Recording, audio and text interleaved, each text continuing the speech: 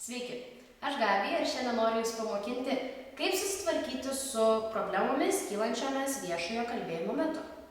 Taigi, ką daryti, jeigu Jūs niekaip negalite susikoncentruoti?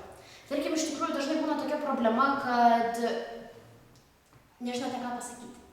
Ir nežinot, ką pasakyti, tai ruoškitės, nes dažniausiai, juk vis tiek, neiškyla tokių problemų, kad tiesiog atsistojame prieš auditoriją ir tiesiog iš gatvės ir pradedam šnekėti. Dažniausiai mes turim kažkokias konferencijas, kažkokius seminarus arba, tarkim, sakykime, galbūt mokykloje ar universitete kažkokias kalbėjimo pamokas.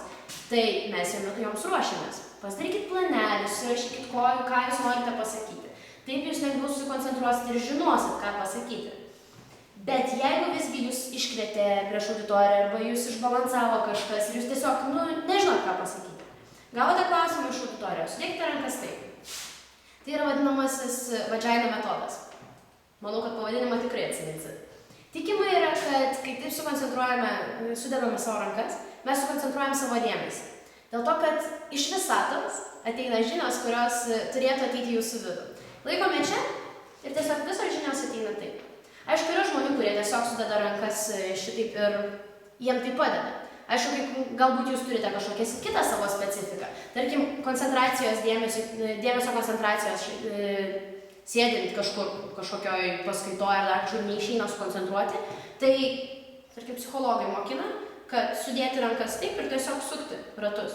Ir kai Jūs priprantate prie to, tai Jums padeda koncentruoti dėmesį. Ir tiesiog Jums šitas dalykas tiesiog primena tai, kad Jūs turite susikoncentruoti. Ir Jūs mąstote tik apie tai.